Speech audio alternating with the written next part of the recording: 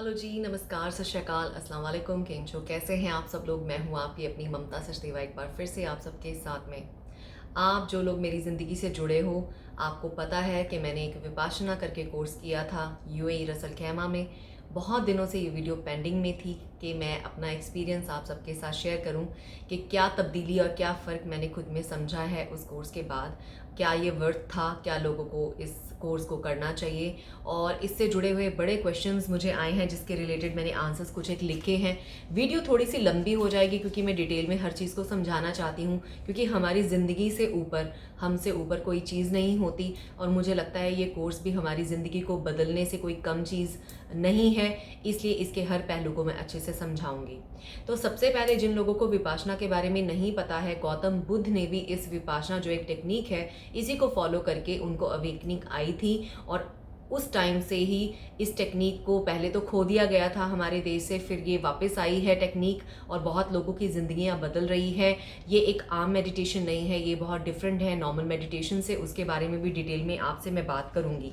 तो मैं अपना एक्सपीरियंस शेयर कर रही हूँ, उसके साथ साथ में ही आपको ये बताती चलूँगी कि विपाशना जब करने आप जाते हो उसके लिए एनरोल कैसे करना होता है, क्या क्या चीज़ों की ज़रूरत होती है, और क्या क्या चीज़ें आप वहाँ पे एक्सपीरियंस करते हो, क्या क्या चैलेंजेस आते हैं या मुझे क्या चैलेंजेस आए।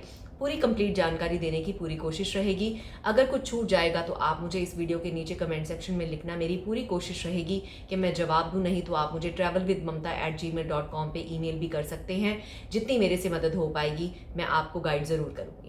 तो सबसे पहले मेरे मन में विपाशना करने का जो आइडिया है वो कहाँ से आया, इसका एक्सपीरियंस मैंने पहले भी अपनी वीडियो में शेयर किया था। जब भी ज़िंदगी में उतार चढ़ाव आते हैं, हमें लगता है कि हम ज़िंदगी में खो रहे हैं, कहीं पहुँच नहीं रहे या बहुत तकलीफ़ों से निकल रहे होते हैं, तो उस टाइम पे हम कुछ ना कुछ करने का सोचते हैं कि जिससे हमारी ज़िंदगी बेहतर हो जाए और हम जो उस टाइम पे दुख हैं उनसे छुटकारा पा लें। मैं भी काफ़ी चीज़ों से निकली हूँ पिछले 1.5-2 साल में। मेरी जॉब पिछले साल जून में मेरी जॉब चली गई थी और मैं अपनी जॉब से बहुत ज़्यादा अटैच थी और हेल्थ प्रॉब्लम्स भी फेस कर रही थी, और जिसकी वजह से मैं बहुत ही ज़्यादा अपने आप को डिप्रेशन में फ़ील कर रही थी और बहुत ही लो फील कर रही थी डे बाय डे। जिससे मुझे मन में आया कि मैं कुछ ऐसा करूं जिससे कि मैं थोड़ा एलिवेटेड और अच्छा फील करूं। एंड आई एम श्योर जो लोगों ने मुझे आज से 1.5 साल पहले या पिछले साल देखा है और आज जो आप मुझे देख रहे हो, फ़र्क आपके सामने है, रिजल्ट आपके सामने है। विपाशना करने के बाद एक चेहरे पे मेरे अलग ही नूर और खुशी लोगों को नज़र ऑलरेडी आ रही है, जो लोग नोटिस कर रहे हैं। तो डेफिनेटली इसका इम्पैक्ट जो है वो बहुत ही पॉजिटिव मेरे लिए तो रहा। तो ये इस वजह से सोच मुझे आई। अब आगे as a mother, as a बेटी, एज अ बहू, और हम बाहर के मुल्कों में रहते हैं, यहाँ कोई चाची ताई मामी तो नहीं रहती जो आपका बच्चा या आपकी फैमिली को पीछे से संभाल लेंगे, क्योंकि विपाशना कोर्स जो है वो 10 दिन के लिए होता है लगातार। तो मैं एक दिन रात को बहुत परेशान बैठी हुई थी और मेरे मन में एक बात आई कि मेरी एक कॉलीग ने इसके बारे में मुझे डिस्कशन किया था कि विपाशना जो है वो बहुत लोगों को मदद करता है अपने आप को जानने में, स्टेबल करने में, या कई तरीके से आपको मदद मिलती है इसकी। तो मैंने बैठे बैठे dhamma.org करके, उनका मैं लिंक डाल दूंगी अपने डिस्क्रिप्शन बॉक्स में, एक वेबसाइट है जिस पे मैंने फॉर्म खोला और मैंने बिना किसी से डिस्कशन के ही उस फॉर्म को फिल कर दिया, सोचते हुए कि चलो अगर होना होगा, क्योंकि वो लोग चूज़ करते हैं। ऐसा ही नहीं होता कि हर एक को जो एनरोल करता है उसकी एप्लीकेशन को एक्सेप्ट कर लिया जाता है। वो एप्लीकेशन को पहले देखा जाता है, परखा जाता है, उसमें क्या लिखा है, अगर आप एनरोल मतलब जाने के लिए तैयार हैं या नहीं। उसमें कई क्वेश्चन आंसर्स होते हैं जिसमें आपकी हेल्थ के बारे में पूछा जाता है, आपने पहले कोई मेडिटेशन कर रखी है, आप किसी मेडिकेशन पे हैं, आप किसी बीमारी से गुजर रहे हैं, या आप विपाशना क्यों करना चाहते हैं, या आपने कहाँ से सुना, वगैरह वगैरह। कई तरह की जानकारियाँ उसमें भरनी होती हैं। मैंने वो भर दी। मैंने वो फॉर्म रात को करीबन 10:30-11 बजे या 11:30 ऐसे कुछ भर दिया, बिना किसी से डिस्कशन के ही मैंने वो फॉर्म फिल कर दिया। और मेरी किस्मत देखिए, नेक्स्ट डे ही मुझे उस ईमेल का रिप्लाई में क्या आया कि मुझे मेरे पर्सनल फ़ोन पे फ़ोन आया और उन्होंने मुझे पूछा कि ये जो डेट आप मांग रही हैं वो डेट अवेलेबल नहीं है, तो क्या आगे पीछे आप डेट कर सकती हैं। तो उन्होंने कहा कि आप अपनी दवाइयों का भी हमें प्लीज़ फ़ोटो भेजें। तो मीन्स मेरी एप्लीकेशन जो है, मतलब ऊपर वाले की तरफ से अपने आप ही फ़ौरन ही एक्सेप्ट हो गई। और उन्होंने इनफैक्ट मुझे मेरी बात सुनने के बाद ये भी कहा, क्योंकि मैं थोड़ी भावुक हो गई थी, मैं रोने लग गई थी फ़ोन पे, तो उन्होंने मुझे ये भी कहा कि कोई बात नहीं, जो डेट आप मांग रहे हो अगर वो डेट अवेलेबल नहीं है तो हम आपको कोशिश करेंगे कि एज़ अर्ली एज़ पॉसिबल, अगर कोई किसी डेट मतलब कोर्स से अगर कोई एनरोलमेंट निकालता है, या कई बार लास्ट मिनट पे लोग चेंजेस भी कर लेते हैं, नहीं आते हैं कोर्स के लिए या किसी रीज़न से मना कर देते हैं, तो हम आपका नाम उसमें डाल देंगे। आपको हम जितना हो सकेगा एकोमोडेट करने की कोशिश करेंगे। तो मुझे इस चीज़ से एक पॉजिटिविटी आई कि इमीडिएटली ही एक फॉर्म मैंने फिल किया। नहीं तो मैंने लोगों से सुना है कि लोग 2-2, 3-3, 4-4 महीने, 6-6 महीने, साल-साल भर भी वेट करते हैं, क्योंकि ये विपाशना कोर्स जो होते हैं ये इसकी हमेशा मतलब ये फुल ही रहती हैं, इसकी ये जितने भी बैचेस होते हैं फुल ही रहते हैं। बहुत सारे लोगों से मैंने सुना है। लेकिन मैं किस्मत वाली थी, मेरा नेक्स्ट डे ही उनसे बातचीत हुई, तो मुझे एक पॉजिटिविटी आई। फिर मैंने अपने हस्बैंड से बात की कि क्या मैं मतलब मैं सोच रही हूँ ऐसा, इसके ये फ़ायदे हैं। तो लकीली मेरे हस्बैंड ने भी फ़ौरन मुझे यही कहा कि ठीक है, अच्छी बात है, if you want to go for it, don't worry about us, हम घर मैनेज कर लेंगे। तो इससे मुझे और पॉजिटिविटी आई कि मेरी फैमिली भी इस चीज़ को समझ रही है कि मुझे इस चीज़ की ज़रूरत है। अब हमें भूख लगती है तो हमें खाना खाना पड़ता है, अगर हम बीमार हैं तो हमें हॉस्पिटल जाना पड़ता है। वैसे ही कई बार हम मानसिक रूप से जब डाउन फील कर रहे होते हैं और हमारी फैमिली भी उस चीज़ को रियलाइज़ कर रही होती है कि जिसके साथ अभी मैं रह रहा हूँ वो पर्सन नहीं है, ये बहुत चेंज हो रही है, ये बहुत डाउन फील कर रही है, तो इसको एलिवेट कैसे किया जाए। तो मेरे हस्बैंड को मैं थैंक्स बोलना चाहती हूँ जिन्होंने इस चीज़ को समझा कि नहीं, इसको इस चीज़ की ज़रूरत है इस वक्त, और अगर ये जाना चाहती है तो क्या हमें 10 या 11 या 12 दिन ही हमें एडजस्ट करना है इसके बगैर, तो हम कर लेंगे। तो हिम्मत है मेरे हस्बैंड की, जिसने कहा कि नहीं तुम जाओ, मैं आहान को, मेरे बेटे को देख लूँगा, हम मैनेज कर लेंगे, मैं छुट्टियाँ ले लूँगा, या जैसे तैसे करके। हमारे काफ़ी फ्रेंड्स वगैरह भी हैं आसपास जिन्होंने कहा कि हम सपोर्ट कर देंगे साथ में मिलके। तो इस वजह से मैं इस चीज़ को हाँ कर पाई। तो उन्होंने डिसीजन मुझे हाँ में दिया, तो मेरा भी डिसीजन पक्का हो गया। तो इस तरह से मैंने एनरोल किया और फिर मेरी कंफर्मेशन ईमेल पे आ गई। मेरी दवाइयाँ उन्होंने चेक की, मैं कौन सी दवाइयाँ खाती हूँ, कोई ऐसी दवाइयाँ तो नहीं है जिससे बहुत नींद आती हो, क्योंकि मेडिटेशन करने के लिए आपका माइंड जो है एक्टिव होना चाहिए। तो सारी दवाइयाँ वगैरह चेक होने के बाद मुझे कंफर्मेशन ईमेल आ गया कि आप 30 जुलाई वाले कोर्स में आपका नाम एनरोल कर दिया गया है। एंड मेरे पास 1 महीना था, मतलब 1 महीना पहले ही मुझे कंफर्मेशन आ गई थी। तो मैंने उस दिन से ही अपने बेटे को, क्योंकि छोटा बच्चा है, 7 ईयर्स ओल्ड है, माँ के वगैरह भी रहता नहीं, क्योंकि काफ़ी टाइम से मैं उसके साथ ही थी। फिर मैंने क्या एक तरीका ढूंढा, मैंने एक कैलेंडर छोटा सा लिया और उस पर मैंने आहान के साथ बैठ के, हम काफ़ी एक्टिविटीज़ करते हैं माँ बेटा, तो मैंने उस पर एक सर्कल लगा दिया हाईलाइट करके, और आहान को बता दिया कि बेटा मम्मा को ना एक हॉस्पिटल में जाना है थोड़ा अपना ट्रीटमेंट कराने के लिए, and mama will be very happy and better when she comes back home. तो मुझे कहता है कि अच्छा फिर आप मेरे से वहाँ पे फ़ोन से बात करोगे। तो फिर मैंने उसको बताया, मैं कहा नहीं बेटे, वहाँ पे फ़ोन अलाउड नहीं होता, इंटरनेट अलाउड नहीं होता, मम्मा आपसे बात नहीं कर सकती है। तो मैं ये चीज़ें ना रोज़ उसके साथ, जब भी वो स्कूल से आता था या फ्री बैठा होता था, तो मैं उसके माइंड में इंजेक्ट करती रहती थी, जिससे कि मैंने उसको मेंटली थोड़ा सा प्रिपेयर कर दिया कि मम्मा के जाने में भी 10 दिन रह गए हैं, मम्मा के जाने में भी 5 दिन रह गए। तो मैंने उसको पहले ही थोड़ा मेंटली स्ट्रॉन्ग कर दिया इस चीज़ के लिए। तो वो अमित भी प्रिपेयर्ड था, मेरा बेटा भी प्रिपेयर्ड था, मैंने अपने पीछे मेरे ससुराल वाले हैं उनको भी बता दिया। तो सब लोगों को थोड़ा मैंने मेंटली प्रिपेयर कर दिया इस चीज़ के लिए कि मुझे जाना है और ये मेरे लिए बेनिफिशियल होगा। और अगर घर की औरत या घर के मेंबर्स हेल्दी होते हैं, खुश होते हैं, तो उस खुशी का प्रभाव जो है हमारे परिवार पे भी आता है, जिसके चलते मैं कहूँगी कि मेरे हस्बैंड ने इस चीज़ को समझा, मेरे बेटे ने भी कुछ हद तक इस चीज़ को समझा कि मेरी मम्मा बेटर होके आएगी और हैप्पी होके आएगी, क्योंकि मैं कई बार बहुत इमोशनल रहती थी अपनी जॉब को लेकर। तो इस चीज़ को चलते सबने ही मुझे सपोर्ट किया। वीडियो के चलते चलते इस साथ में आपको ये भी बता देना चाहती हूँ कि ऑनलाइन का लिंक मैं डाल दूंगी। तो एनरोल कैसे करना होता है, आपको वो फॉर्म भरना है, सारी डिटेल देनी है, उसके बाद ईमेल पे कंफर्मेशन आ जाती है।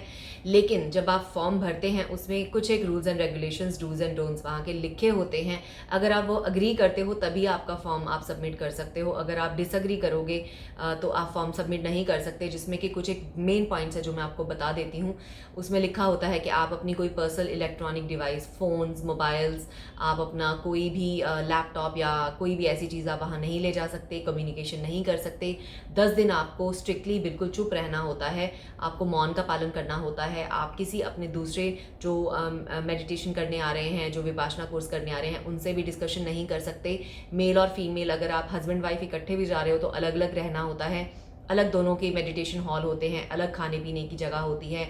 और मतलब पहला दिन सिर्फ होता है जब आप जाते हो तो आप मतलब इकट्ठे होते हो, लेकिन उसके बाद जब से मेडिटेशन का मतलब सब शुरू होता है उसके बाद से सबको अलग अलग रहना होता है। मेडिकेशंस में भी वो चेक करते हैं, अगर आपकी मेडिकेशन लेकर आप मतलब जा सकते हो विपाशना के लिए। अगर कोई ऐसी मेडिकेशन आप ले रहे हो जिसका आपकी मेडिटेशन पे प्रभाव आ सकता है, तो फिर उसके लिए भी आपको क्वेश्चंस आ जाते हैं। तो ये सारी चीज़ें होती हैं, ये सब कुछ फ्री ऑफ कॉस्ट होता है।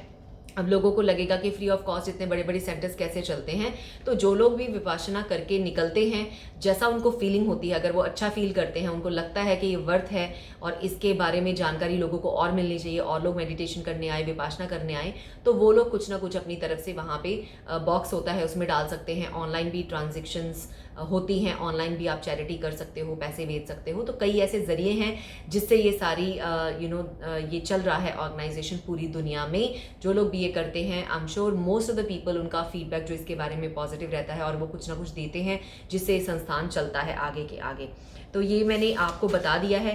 10 दिन कोई भी आप कर्म कांड भी नहीं कर सकते। जैसे हम अपने घरों में पूजा पाठ करते हैं, कोई मेडिटेशन करते हैं, रेकी करते हैं, या किसी तरह की भी प्रैक्टिसेस करते हैं, वो हमें वहाँ पे उस 10 दिनों में फॉर्म में ही लिखा होता है कि आप पूजा पाठ नहीं कर सकते। अगर आपने गले में कोई धार्मिक चीज़ डाली है, हाथ में डाली है, तो आपको वो उतार के आनी है। और इसमें आपको बुरा नहीं मानना है कि 10 दिन जब आप एक चीज़ फॉलो कर रहे हो तो वो चाहते हैं कि आप विपाशना को ही ढंग से फॉलो करो। उस टाइम पे आप कोई भी अपना पर्सनल प्रेयर जो आप घर पे करते हैं वो आपको 10 दिन के लिए नहीं करनी है, उसके लिए आपको अग्री करना पड़ता है। उसके अलावा आपको बता दूं कि ये जो विपाशना कोर्स है वो किसी भी जाति धर्म वालों के लिए है, कोई भेदभाव नहीं है। आप क्रिश्चियन हो, आप सिख हो, आप मुस्लिम हो, आप पंजाबी हो, आप कोई भी हो, आप वहाँ जाके कर सकते हो। और क्योंकि आप 10 दिन वहाँ पे सिंपल विपाशना ही कर रहे हो। और जब मैं भी गई थी, मैंने भी वहाँ पे बहुत सारे लोग, सरप्राइजिंगली ऐसी ऐसी कंट्रीज़ के लोग भी देखे जो मैं सोच नहीं सकती थी। एक मोरक्को की लड़की थी वहाँ पे, एक सीरिया की लड़की थी, मैं इंडियन थी। जैसे बहुत सारे तरह तरह के रिलीजन के लोग वहाँ पे आते हैं पीसफुली, और मतलब अच्छे से विपाशना करते हैं। उनको देख के मतलब मुझे भी बहुत सरप्राइज फील हुआ और अच्छा भी फील हुआ कि लोग इस चीज़ में बिलीव कर रहे हैं। और सबसे मैंने रीज़न भी जानने की कोशिश की, आप यहाँ क्यों आए हो, तो सबने अपने रीज़न ऐसे सिमिलर ही बताए कि कभी कभी वो लाइफ में लॉस्ट फील कर रहे हैं, या उनको लगता है वो बहुत डिप्रेशन फील कर रहे हैं, या वैसे ही उनको लगता है कि उनकी कोलीग ने किया था और उन्होंने देखा उसमें काफ़ी चेंजेस आए हैं, तो उनको लगा कि उनको भी ट्राई करना है। तो बहुत सारे ऐसे लोग मुझे मिले जिन्होंने मुझे अपने पर्सनल एक्सपीरियंसेस भी बताए, तो मुझे बहुत अच्छा लगा सुन के। अब बात आती है वहाँ पे जाके क्या क्या आप एक्सपेक्ट कर सकते हैं, थोड़ा सा मैं उस पर बताती हूँ। बाकी एंड में मैं बताऊँगी कि मुझे कैसा फील हुआ, क्योंकि मेरे साथ भी कुछ एक ऐसी चीज़ें वहाँ पे हुई जो मैं शेयर करना चाहती हूँ। क्योंकि आप भी वहाँ जाओगे अगर, तो आप भी शायद इन चीज़ों में से गुजरोगे, तो आप क्या चीज़ें कर सकते हो जिससे आप कुछ चीज़ें होने से प्रिवेंट कर सकते हो। तो उसके बाद मैं आपको बताती हूँ, अगर जब आप विपाशना के लिए जा रहे हो, फॉर्म फिल होने के बाद, आपका सब एक्सेप्ट होने के बाद, जब आप तैयारी कर लेते हो, उसकी भी वीडियो मैंने डाली हुई है मेरे चैनल पे, आपको क्या क्या ले जाना चाहिए, क्या क्या चीज़ें आपको ध्यान में रखनी चाहिए। उसके बाद जब आप वहाँ पे पहुँचते हो, सबसे पहली चीज़ क्या होती है, अगर आपको कोई फ़ोन कॉल वगैरह घर वालों से किसी से बात करनी है तो बाहर से ही आप कर लें, क्योंकि अंदर जाते ही पहला स्टेप है आपका फ़ोन आपसे ले लिया जाता है। फ़ोन को स्विच ऑफ करने को बोला जाता है। अगर आपने कोई प्रीवियस अलार्म्स वगैरह सेट किए हैं, उन बोलते हैं कि उसको आप डीएक्टिवेट कर दें, ताकि वो बंद में भी कई बार अलार्म्स बजते रहते हैं। तो आपका फ़ोन एक छोटे से पाउच में आपके हाथ से डलवा दिया जाता है। उस पर एक नंबर होता है और आपका नाम लिखा होता है, उसके आगे नंबर के आगे आपके सिग्नेचर ले लिए जाते हैं कि आपका फ़ोन उन्होंने ले लिया है। उसके बाद उस कमरे से आपको अंदर ले जाया जाता है और आपको बोला जाता है, जिस टाइम पे भी आप पहुंचते हो, अगर लंच है, डिनर है, जो भी, क्योंकि हम दोपहर के टाइम पहुंचे थे, करीबन 3 बजे रिपोर्टिंग टाइम होता है। मैं अपनी ड्यूटी का रिपोर्टिंग टाइम वर्ड यूज़ कर रही हूँ, मतलब 3-1 बजे एक्सपेक्ट करते हैं कि आप पहुँच जाओ वहाँ पे, तो लेकिन हम तो 1:30 बजे ही पहुँच गए थे। वहाँ पहुँचते ही फ़ोन देने के बाद अंदर जाके एक फूड हॉल होता है जिसमें कुछ ना कुछ खाना होता है, तो आप थोड़ा सा चाय कॉफ़ी और खाना खा सकते हैं। वो खाने के बाद में आपको आपका रूम असाइन कर दिया जाता है। और मैं आपको ये सुजेस्ट करूँगी कि रूम जो है आपको जब असाइन हो, उसी टाइम पे आप रूम की लाइटें, एसी, बाथरूम में हर चीज़ चल रही है आप खुद चेक कर लें। क्योंकि क्या होता है, जब रात को सेम डे जिस दिन आप पहुंचते हो वो डे 0 होता है, उस दिन जब आप पहुंचते हो रात से 8 बजे के बाद आप मौन में होते हो, चुप रहना होता है। और बिल्कुल बहुत ज़रूरी बात हो तो आप अपनी जो टीचर है उससे, या टीचर के आगे कुछ एक असिस्टेंट होते हैं जिनसे आप बिल्कुल माइनर बात कर सकते हो। मतलब कोशिश ये करनी है कि हमने बिल्कुल नहीं बोलना है। तो कोई भी जो प्रॉब्लम है, कोई आपका मेडिकल हिस्ट्री है, कोई चीज़ आपकी मतलब जो आप हाईलाइट करना चाहते हो, आपको उसी वक्त ही हाईलाइट कर देनी चाहिए, पहले ही स्टेप में। आपको बाद तक वेट नहीं करनी है। तो आप अपना बेड चेक कर लें, ब्लैंकेट चेक कर लें। ब्लैंकेट आपको मिलता है बेड के ऊपर, आपको बेडशीट बिछी हुई मिलती है, पिलो और पिलो कवर मिलता है, पिलो सब चीज़ कंफर्टेबल होती है। लेकिन कुछ लोग अपना बेडशीट, अपना पिलो कवर और अपना ब्लैंकेट ले जाना चाहते हैं, आप ले जा सकते हैं, आपकी मर्जी है। गर्म ठंडा पानी रूम में होता है, वो चेक कर लें आप। और आप अपना जो भी कमरे में आपको सुविधा चाहिए आप चेक कर लें। आपको एसी वाला रूम दिया जाता है और जो भी चीज़ों की रिक्वायरमेंट जिस कंट्री के हिसाब से होती है वो आपको मिलती है। येस, आपको नहाने धोने का सामान, अपना ब्रश, आपका पेस्ट, आपका जो भी चीज़ें आपकी पर्सनल यूज़ की आपको खुद ले जानी होती हैं वो आपको प्रोवाइडेड नहीं होती हैं। और उसके अलावा कुछ भी अगर आपको लगे तो आप उसी वक्त ही पहले जाके चेक करके बता दें।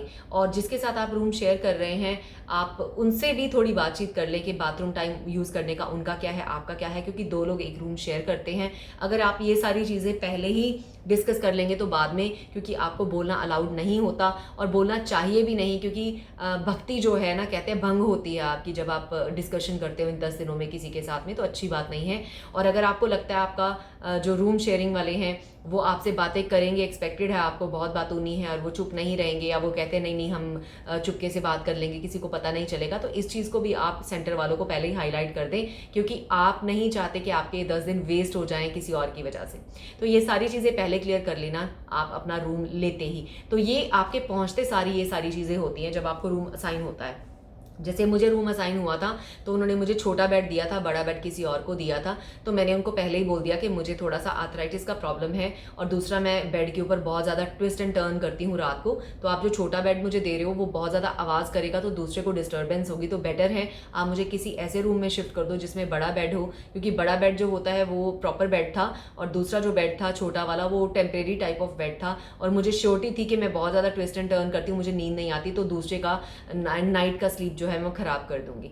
तो ये सारी बातें आपको पहले दिन डे 0 पे क्लैरिफाई कर लेनी है। रूम में जाने के बाद उसके बाद आपको मीटिंग के लिए बुलाया जाता है शाम के टाइम पे, और आपको पूरा सेंटर जो है वो घुमाया जाता है। खाना आपने कहाँ खाने पे जाना है, क्या क्या टाइमिंग्स हैं खाने के और क्या क्या टाइमिंग्स हैं मेडिटेशन करने के, वो आपके रूम में एक पेपर भी लगा होता है, और कॉमन एरियाज जो होते हैं वहाँ पे भी पेपर लगा होता है। घड़ी एक कॉमन एरियाज में लगी होती है जिसका टाइम, क्योंकि time punctuality is very important, और आप अपना फ़ोन तो होता नहीं तो अलार्म नहीं लगा सकते, तो एक अलार्म क्लॉक आपके पास अपना होना चाहिए। और जो नहीं लेके जाते, कई बार सेंटर में कुछ एक छोटे अलार्म क्लॉक एक कॉमन एरियाज में जो लोग छोड़ के जाते हैं विलिंगनेसली या कुछ पड़े होते हैं, तो आप वो भी यूज़ कर सकते हो, बट कोशिश ये करो अपना अलार्म क्लॉक लेके जाओ, क्योंकि फ़ोन पे अलार्म नहीं लगा सकते आप। तो पंक्चुअलिटी के बारे में बताया जाता है, खाने पीने के बारे में बताया जाता है, और क्या क्या डूज एंड डोंट्स है उसके बारे में बताया जाता है। उसके बाद शाम को 8 बजे एक धम्मा हॉल होता है जिसमें हम मेडिटेशन हॉल भी जिसे बोला जाता है, उसमें बुलाकर लोगों को जो भी बेसिक 10 दिन का गाइडलाइंस बताई जाती हैं कि क्या एक्सपेक्ट होगा, अगर कोई क्वेश्चंस होते हैं तो टीचर से कैसे पूछने हैं। जो हमारी टीचर सामने बैठती हैं धम्मा हॉल में, हमारे सामने बैठ के मेडिटेशन वो कर रही होती हैं, जिनको हम गुरु भी कहते हैं, हमारी टीचर होती हैं। तो कोई भी क्वेश्चन अगर आपको अपनी टेक्निक से, मेडिटेशन से रिलेटेड है तो उनसे करना है, और अगर आगे पीछे अगर आपको कोई डिस्कम्फर्ट है, कोई प्रॉब्लम है, कोई चीज़ है, तो जो उनके आगे असिस्टेंट्स होती हैं, 1 या 2 लड़कियां या 3 लोग जो वॉलंटियर होते हैं, दुनिया के कई कोनों से लोग ट्रैवल करके जाते हैं वॉलंटियर करने के लिए, तो आप उनसे भी, लेकिन वो आपको यही इंकरेज करते हैं कि जितना हो सके मिनिमम बोल के आप उनसे बात करें, बहुत ज़्यादा गप्पे ना लड़ाएं। तो ये सारी बातें आपको ब्रीफ करने के बाद में डे 0 रात को 8 बजे के बाद में आपको मौन बिल्कुल रहना है। उसके बाद जब आप उस हॉल से निकलते हैं तो कोशिश ये करो, मेरी जो पर्सनल आपको एडवाइस है कि लोगों की आंखों में मत देखो, क्योंकि आंखों में देखने से भी, आंखों में देख के हम एक दूसरे से कोई इशारा करके बात कर लेते हैं, वो तक भी अलाउड नहीं है, और उसके रीजंस होते हैं जो मैंने भी फील किए हैं कि अच्छा रहा एक्चुअली में। तो मैंने उस दिन से रात को क्या करा, मैंने मतलब ज़मीन की तरफ देख के ही चलती थी, मैं अपने पैरों की तरफ या ज़मीन की तरफ देख के चलती थी, मुंह उठा के नहीं चलती थी। तो I try to have no eye contact with anyone, no conversation, no talking with anyone at all. तो अब बात आती है आनापाना और जो विपाशना है। आनापाना क्या है? अब 10 दिन की मेडिटेशन कोर्स होती है। डे 0 पे आप पहुंचे, रात को 8 बजे से शुरू हो गया आपका मौन। अगले दिन सुबह 4:30 बजे से आपका दिन शुरू होता है। रात के, मैं भूल रही हूँ, अगर 8:30 या 9 बजे तक आपकी मेडिटेशन चलती है। आपको लगातार मेडिटेशन में बैठना होता है, बीच में कुछ एक ब्रेक्स होते हैं, और वो सारा आपको वरी करने की ज़रूरत नहीं है। वो पूरा चार्ट जो फॉलो आपको करना है टाइमिंग्स के बारे में, वो आपके कमरे में भी 1 ईच लगा होता है, कॉमन एरियाज़ में भी लगा होता है, और कोई भी क्वेश्चन हो आप क्लैरिफाई कर सकते हैं। तो सुबह 4:30 बजे फर्स्ट मेडिटेशन सेशन जो है वो शुरू होता है, और उसके लिए अगर आपकी मर्ज़ी है, आपने 4:15 उठना है, 4 उठना है, 3:30 उठना है, आपने नहा के जाना है, नहीं नहा के जाना है, उस पर कोई पाबंदी नहीं होती है। मैंने क्या किया था, मैंने अपने साथ सिर्फ पजामा और टी शर्ट्स ही मोस्टली रखे थे, क्योंकि this this is not a fancy competition where I have to dress up like a model. तो मैंने मेकअप भी अवॉइड किया, क्योंकि मुझे भी लगा कि 10 दिन मैं बिल्कुल ना रिलैक्स, अपनी स्किन को भी रिलैक्स, माइंड को भी रिलैक्स और शरीर को भी रिलैक्स, और कम से कम कॉम्पिटिशन से भी बाहर रहूँ कि कौन कैसा दिख रहा है, वैसा भी कोई नहीं था। तो मैंने बिल्कुल अपने सिंपल से सिंपल कपड़े, टी शर्ट्स खुले खुले, मैंने स्पेशली 1-2 साइज़ बड़े बड़े वाले खरीदे, ताकि बैठने में मुझे अगर घुटन वाले कपड़े हों तो मैं फोकस नहीं कर पाऊंगी। तो इस वजह से मैंने खुले खुले पजामे और खुले खुले टी शर्ट्स अपने लिए स्पेशली वही रखे जो मुझे वहाँ पे कंफर्ट में रखें। तो 4:30 बजे पहला सेशन शुरू होने से पहले मैं नहा के नहीं जाती थी। मेरी जो साथ में एक रूममेट थी, उस लड़की ने पहले ही मुझे शेयर किया था कि उसने एक बार पहले भी विपासना किया है 10 दिन का, और वो ईरान से थी। तो उसने मुझे पहले ही शेयर कर दिया था कि मैं इस तरह से फॉलो करती थी, और अगर आप नहा के भी नहीं जाते हो तो उसमें कोई एतराज़ नहीं है, बहुत सारे लोग नहा के नहीं बैठते हैं। तो फिर मैं सुबह अर्ली मॉर्निंग में टाइम टू टाइम उठती थी, 10 मिनट में फटाफट से वॉशरूम गई, अपना ब्रश वगैरह किया, और मैंने अपने कपड़े डाले सिंपल से, और मैं जाके वहाँ पे मेडिटेशन करने बैठती थी। तो फर्स्ट जो सेशन होता है मॉर्निंग का 4:30 बजे से 6:30 बजे तक का, लगातार 2 घंटे मेडिटेशन पे बैठना होता था। उसके बाद जो फर्स्ट ब्रेक होता था खाने का, फिर उसके बाद आप अपने कमरे में जाके 1 घंटे का शायद या आधे घंटे का कुछ रेस्ट होता था, और उसके बाद फिर मेडिटेशन है 1 या 2 घंटे की, फिर छोटा सा ब्रेक है, फिर मेडिटेशन है 1 या 2 घंटे की। जो सबसे लंबी मेडिटेशन होती थी, एक तो 4:30 से 6:30 बजे मॉर्निंग वाली 2 घंटे की होती थी, उससे ज़्यादा लंबी होती थी 1 से 5 बजे तक लगातार 4 घंटे मेडिटेशन का सेशन होता था। वो बहुत ही मुश्किल लगता था, क्योंकि मेरे जैसा इंसान जिसको कभी बैठने की आदत नहीं है, बिल्कुल भी हमेशा ऑन द टोज़ रहती थी, उसको बैठना बड़ा मुश्किल लगता था।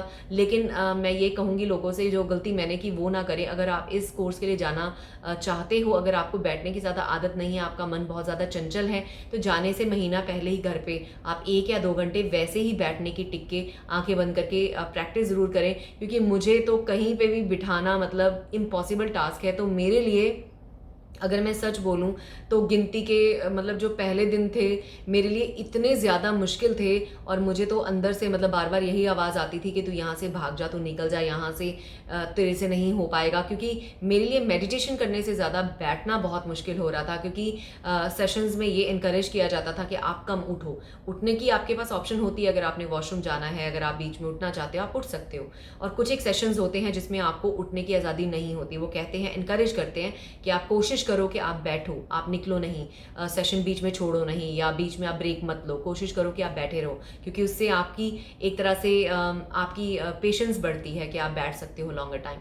लेकिन मेरे लिए कुछ एक मतलब लगातार घंटे बैठना, स्पेशली 1 से 5 बजे वाला टाइम मेरे लिए बहुत ही टफ होता था, बहुत ही ज़्यादा टफ होता था, कि मतलब कई बार तो मुझे लगता था कि मैं भाग जाऊंगी। मतलब मैं कमरे में जाती थी, रोती थी मैं, और मुझे लगता था कि नहीं, मेरे से नहीं हो पा रहा है। I will be honest to you, क्योंकि मेरा मन जो है बहुत ज़्यादा चंचल है, मैं बहुत ज़्यादा भागती दौड़ती रहती हूँ हमेशा, और मेरी जॉब भी ऐसी रही है जिसमें मैं कभी बैठी नहीं, हमेशा जॉब पे भी खड़े रहना। मतलब 12 घंटे की फ़्लाइट है, 16 घंटे की फ़्लाइट है, उसमें 3-4 घंटे रेस्ट होता था, बाकी time you are always on your toes. तो मुझे बैठने वाली जॉब करना, मैं मतलब शुरू से कभी सोचती थी ना कि लोग बैठ के काम कैसे करते, तो मुझे लगता था ये नौकरी मैं कभी नहीं कर सकती। शायद इसी वजह से मैंने अपनी एयरलाइन में भी कभी ऑफिस जॉब या as a performance manager job नहीं ली, क्योंकि मैं नहीं सकती। मुझे हमेशा चलते फिरते रहने का काम जो है वो पसंद है। तो मेरे लिए इतना इम्पॉसिबल टास्क था।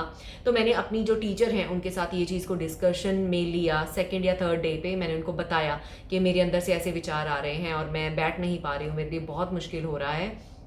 तो उन्होंने मुझे कहा कि ये अच्छा साइन है, ये आपको अंदर जो आपके अंदर बैठी हुई चीज़ें होती हैं वो निकलती हैं इस टाइम में, तो मीन्स आपकी जो विपासना है या आप जो ये मेडिटेशन कर रहे हो वो सही कर रहे हो। तो आपके अंदर जो बैठी हुई चीज़ें हैं वो आपको पुश कर रही हैं कि आप यहाँ से निकल जाओ। तो उन्होंने मुझे काफ़ी मोटिवेट किया, तो जिसके चलते मैं धीरे धीरे धीरे रेंगते रेंगते रेंगते मैं एंड तक पहुँच गई। क्योंकि बहुत मुश्किल होता है, जिस इंसान को बैठने की आदत नहीं होती, ख्याल मुझे बिल्कुल नहीं है, तो मेरे लिए तो इतना मुश्किल होता था। कभी कभी मेरा ध्यान ही नहीं लगता था, कभी कभी बैठे बैठे मेरा ऐसा होता था कि मैं अभी उठ के चली जाऊँ। और मैं कई बार मेडिटेशन चलते हुए भी बीच में उठ के अपने कमरे में गई, मैंने अपने आप को बंद किया, शीशे के सामने खड़ी हुई अपने आप से सेल्फ टॉक किया, मोटिवेट किया कि नहीं तू कर सकती है, नहीं तू कर सकती है। क्योंकि आप किसी से बात नहीं कर रहे, आपके पास फ़ोन नहीं है, सोशल मीडिया नहीं है, आप अपने बच्चे से दूर हो, फैमिली की याद आती है और कई नेगेटिव थॉट्स भी आते हैं। अरे पीछे अगर किसी को कुछ हो गया वो तो मुझे रीच भी नहीं कर सकते, what if something happen to my family, what if something happen to my son, what if something happen to my husband. तो ये सारे विचार भी आते हैं। तो जिससे कि ये 10 दिन जो हैं बहुत तकलीफ में भी कई लोगों के गुजरते हैं, मेरे थोड़े से तकलीफ में निकले, लेकिन मैं खुश हूँ कि मैंने इन 10 दिनों को जो है वो कंप्लीट किया। अब मैं छोटे से उसमें आपको बता देती हूँ कि 10 दिन में एक्सपेक्ट क्या करना है। 10 दिन में आप 3 दिन जो पहले होते हैं उसमें आना पाना करके आपको सिखाया जाता है, जिसमें आपको ये ट्रेन किया जाता है कि आपने अपनी सांस पे फोकस कैसे करना है। तो आप आंखें बंद करके सिंपली आपके हाथ कहीं पे भी रखते हो, चौकी मार के बैठो, चाहे आप चेयर पे बैठो, उसकी रिस्ट्रिक्शन नहीं है। अगर आप चेयर पे ज़्यादा कंफर्टेबल हो आप मेडिटेशन चेयर पे कर सकते हो। एनकरेज ज़मीन पे किया जाता है। तो शुरुआत में मैंने चेयर पे शुरू किया था क्योंकि मुझे थोड़ा सा घुटनों में और बैठने उठने में दिक्कत थी, तो मैंने रिक्वेस्ट चेयर ही किया था, क्योंकि जब मैंने एनरोल किया था उस टाइम मेरी कंडीशन हेल्थ की बहुत ही ज़्यादा ख़राब थी। तो इस वजह से मैं चेयर पे बैठती थी। और किसी तरह से भी आप जैसे बैठे हो, आपने आंखें बंद की हैं, आपकी जो बैक है वो स्ट्रेट होनी चाहिए, आपने एक आइडल जैसे बैठते हैं बैठना है, और उसके बाद आपने अपनी सांस पे, पहले दिन आपको पूरा सांस पे फोकस कि सांस आ रही है, सांस जा रही है, सांस आ रही है, सांस जा रही है। उसके नेक्स्ट डे आपको कहा जाता है कि फोकस करें कि सांस किस नासिका से आ रही है, राइट नासिका से आ रही है, लेफ्ट नासिका से आ रही है, तो आपने उस पर फोकस करते रहना है। तो ये मेडिटेशन है। थर्ड डे में आपको और स्पेसिफिक बताया जाता है कि आपने फोकस करना है कि सांस कहाँ छू रही है, कहाँ नहीं छू रही है, यहाँ छू रही है, यहाँ छू रही है, आपको यहाँ फील हो रही है। तो बेसिकली आप अपने इस से इस एरिया के बीच में ही आपको फोकस पे लाया जाता है, ना कि पेट तक। तो आपके नाक के मतलब लिप्स के ऊपर के यहाँ तक और यहाँ तक बेसिकली आपको फोकस करने को कहा जाता है। तो इससे 3 दिन से आपको फोकस करने में मदद मिलती है, और आपको सांस आपकी फील भी होगी कहाँ टच हो रही है, कहाँ नहीं टच हो रही है। तो आपका बेसिकली फोकस बढ़ता है। चौथे दिन से आपको विपासना दी जाती है। विपासना एक टेक्निक है जिसमें आपको आपका और फोकस स्पेसिफिक कर दिया जाता है कि सबसे पहले आप जैसे उसी सेम पोजीशन में बैठे, आपने अपनी आंखें नहीं घुमानी। नहीं तो क्या लोग गलती करते हैं, जब कहा जाता है कि आप अपना फोकस यहाँ पे लेके जाओ तो वो आंखों से ऐसे जाने की कोशिश करते हैं। बहुत सारे लोगों के साथ ऐसा होता है, इनिशियली मेरे साथ भी हुआ, लेकिन बाद में मुझे पता चला कि नहीं, ऐसे नहीं है टेक्निक। और दूसरा क्या है, माइंड चैटरिंग नहीं करनी।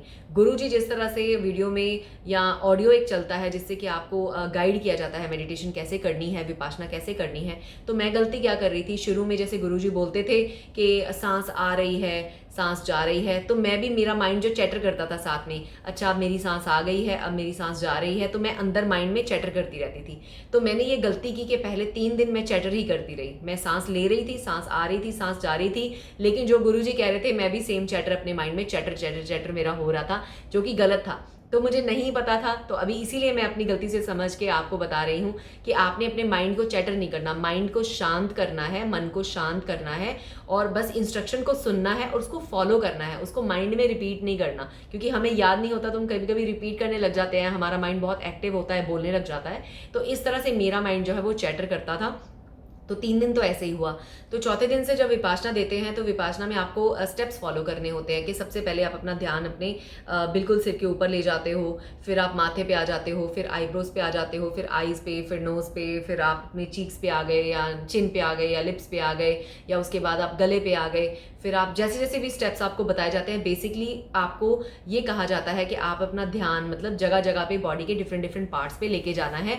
तो सिर से लेके पैरों की उंगलियों तक, पैरों की उंगलियों से वापस आपके सिर के ऊपर, हर एक अंग अंग में से आपको आपके माइंड को वो गुजारते हैं, आपके मन को वो गुजारते हैं, जिससे आपको अपनी बॉडी में डिफरेंट डिफरेंट सेंसेशंस फील होती हैं। कहा जाता है हमारी बॉडी में इतनी सेंसेशंस, जैसे सांस चलना भी एक सेंसेशन है, गर्मी फील करना, ठंड फील करना, सब सेंसेशंस होती हैं, लेकिन हम उन पे कभी फोकस ही नहीं करते। तो ये एक ऐसी मेडिटेशन है जिसमें आप बिल्कुल खोते नहीं हो, आप एक्टिव रहते हो। तो ये और भी डिफिकल्ट लगती है क्योंकि आप कंप्लीटली अवेक हो।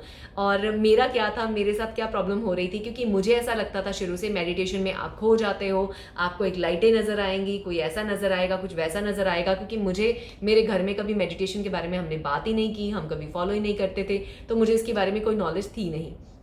तो मेरी अपेक्षा अलग तरह की थी जिसमें मुझे लगता था।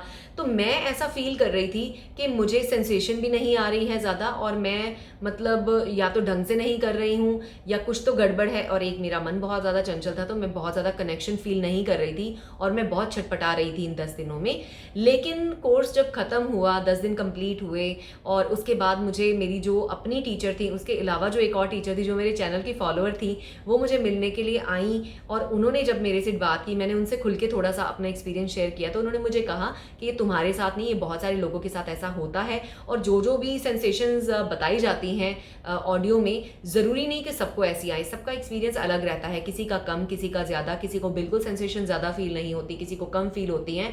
लेकिन प्रैक्टिस के साथ में अगर आप घर जाके मॉर्निंग इवनिंग 1-1 घंटा प्रैक्टिस करते रहोगे तो आपको सेंसेशंस और ज़्यादा फील होंगी। और सेंसेशंस जब आती हैं, जब फील होती हैं, अच्छी सेंसेशन हो चाहे बुरी सेंसेशन हो, मतलब अगर आपको बहुत ज़्यादा पेन हो रही है तो आप कहते हो ना कि हाँ ये सेंसेशन जल्दी क्यों नहीं जा रही है, तो जब आप विपासना कर रहे होते हो तो आपको ये सिखाया जाता है कि आपने समता भाव में, मतलब बैलेंस भाव में रहना है, आपने रिएक्ट नहीं करना। अगर आपको बहुत पेन हो रही है बैठे हुए और उस सेशन में आपने हिलना भी नहीं होता, वो आपको ये इनकरेज करते हैं कि कोशिश करो कि अगर आप 1 घंटे की मेडिटेशन विपासना के लिए बैठे हो तो आप उसी पोज में बैठे रहो, आपने हिलना नहीं है। मतलब इससे मन आपका मजबूत हो रहा है। चाहे आपको अच्छी सेंसेशन आ रही है, अगर अच्छी सेंसेशन आ रही है तो आपने ये नहीं फील करना कि और आए, और अगर आपको बुरी सेंसेशन आ रही है तो आपने ये नहीं कहना कि ये जल्दी जाए। तो आपने समता भाव में जो भी आपको फील हो रहा है आपने बिल्कुल बैलेंस होकर रहना है, आपने रिएक्ट नहीं करना, ना अच्छा रिएक्ट करना है ना बुरा। तो वही चीज़ें करते करते आई थिंक जब आप ओवर द ईयर्स करते रहोगे तो आपकी जो एक नेचर ही डेवलप हो जाएगी कि आप ना तो किसी अच्छी चीज़ के लिए बहुत ज़्यादा खुश फील करोगे और ना ही किसी बुरी चीज़ के लिए बहुत ज़्यादा दुख, या ये चली जाए या ये हट जाए, तो आप उसको एक्सेप्ट करोगे। और उस एक्सेप्ट करने का एक वर्ड कहा जाता है अनिश्चय। अनिश्चय मीन्स कि कोई भी चीज़ लाइफ में परमानेंट नहीं होती। अगर खुशी है वो भी परमानेंट नहीं है, अगर दुख आ रहा है तो वो भी परमानेंट नहीं है। उसी फीलिंग और उसी चीज़ के साथ में आप एडजस्ट करना सीख जाते हो। तो ये विपासना होती है। बाकी तो हर एक का एक्सपीरियंस, जब आप वहाँ जाओगे आप कैसा फील करोगे, आपका रूटीन उससे पहले क्या था, आपकी लाइफ क्या थी, आप किस तरह के इंसान हो, हर चीज़ से फ़र्क आता है। लेकिन उस 10 दिन के बाद जब मैं अपने घर आई, आके मैंने कुछ एक दिन तो विपासना में नहीं कर पाई। आपको पता है मेरा घर शिफ्ट हो रहा था, पूरा घर तहस नहस था, ऊपर नीचे था। लेकिन जब मैंने थोड़ा बहुत इसको प्रैक्टिस किया घर आके, या जो भी उन 10 दिनों में भी मैंने सीखा, उसका डेफिनेटली मेरे पे पहले कुछ एक दिन एक्सट्रीम प्रभाव था। मैं बहुत काम आई घर पे, बहुत शांत, बहुत धीरे बोल रही थी, कभी भी किसी चीज़ को लेकर रिएक्ट नहीं कर रही थी, बहुत शांत मेरा मन हुआ। और उसके बाद मैंने थोड़े दिन कभी अगर विपासना अभी जैसे मैं करती हूँ कभी कभार, रूटीन में अभी तक फॉलो नहीं कर पाई क्योंकि घर चेंज हो रहा था, हम लोग दुबई शिफ्ट हुए थे, बहुत हलचल भरा मेरा माहौल था। लेकिन फिर भी मैं कहूँ तो मेरे में एज अ पर्सन बहुत ज़्यादा मैंने फ़र्क फील किया, बहुत अच्छा फील किया। तो मेरी आपसे सबसे गुजारिश ये है कि आप इसको एक बार ट्राई ज़रूर करो। और अगर आप अपनी लाइफ में वाकई कुछ चेंजेस या अपनी ज़िंदगी को जानना चाहते हो क्लोजली कि लाइफ में रियलिटी क्या है, हम किन चीज़ों के पीछे भाग रहे हैं, बेसिकली अपने पे फोकस करना और जो आप कर रहे हैं करंट उस पे फोकस करना ही विपासना है। अपने आप पे फोकस करना, अपनी ज़िंदगी पे, दूसरों को इग्नोर करना, मतलब दूसरों की बातों पे ज़्यादा एक्ट रिएक्ट ना करना, चीज़ों पे एक्ट रिएक्ट ना करना ही विपासना है। और यही चीज़ आपको प्रैक्टिस वहाँ पे कराई जाती है। तो मैं तो कहूँगी, सबको इनकरेज करूँगी कि इसके लिए ज़रूर जाएं। और मेरे जो गुरु हैं, मेरे जो टीचर्स हैं जिन्होंने मुझे हेल्प किया, मुझे गाइड किया, उन सबको मैं शुक्रिया करना चाहती हूँ। जिन्होंने मेरा इनिशियली फॉर्म एक्सेप्ट किया उनका शुक्रिया करना चाहती हूँ। और ये कोई प्रमोशन के लिए वीडियो नहीं है, ये मेरे अपने दिल का खुद का हाल है जो मैंने खुल के बताया है कि मेरा हाल ये रहा। मैं बहुत चंचल इंसान हूँ, मुझे टिक के बैठना बहुत मुश्किल लगता है, लेकिन आज मैं घर पे अपने सुबह जब उठ के 1 घंटे विपासना के लिए बैठती हूँ तो मैं मतलब जब वो ख़त्म करती हूँ तो मैं बहुत अच्छा फील करती हूँ। मुझे ऐसा लगता है मैंने लाइफ में कुछ अचीव कर लिया। कोशिश ये रहेगी कि मैं ये आवर्स बढ़ाऊँ। और विपासना कोर्स के बाद भी आपको ग्रुप्स में ऐड कर दिया जाता है, व्हाट्सएप ग्रुप्स होते हैं या कई ऐसी चीज़ें हैं जो आप फॉलो कर सकते हो जिससे आप और कनेक्टेड फील करते हो। और 1 डे कोर्सेज भी चलते रहते हैं जिसमें कि मैं दोबारा जाके एनरोल करके एक पूरा दिन विपासना कोर्स करके आ सकती हूँ और 2 दिन 3 दिन 10 दिन दोबारा भी कर सकती हूँ। तो कोशिश ये रहेगी जब सब कुछ सेटल हो जाए तो मैं इसके लिए दोबारा जाऊँ। आई होप कि मैंने अपना पूरा एक्सपीरियंस आप सबके साथ शेयर कर लिया है, क्योंकि इस कोर्स करने के बाद आने के बाद मुझे बहुत सारे कॉल्स मेरे जानने वालों के भी आए। उन्होंने कहा कि प्लीज़ आप इसके बारे में डिटेल में ज़रूर बताना। आई नो वीडियो बहुत लंबा है बट प्लीज़ इसको प्रोडक्टिव वे में लीजिए, इसको अच्छे वे में लीजिए। लाइफ में आप अपने 10 दिन अगर इन्वेस्ट कर सकते हैं ना किसी चीज़ में तो इसमें आप कर सकते हैं, इसमें ज़रूर कीजिए। तो चलिए अभी के लिए इतना ही। मैं ममता सचदेवा ले रही हूँ आपसे विदा। मुलाकात होगी बहुत ही जल्द। इसके रिलेटेड कोई भी क्वेश्चन हो मुझे ईमेल कीजिए, मुझे इस वीडियो के नीचे कमेंट्स में लिखिए। मैं ज़रूर कोशिश करूँगी कि आपकी बातों का जवाब दूँ। अभी के लिए इतना ही। Good bye.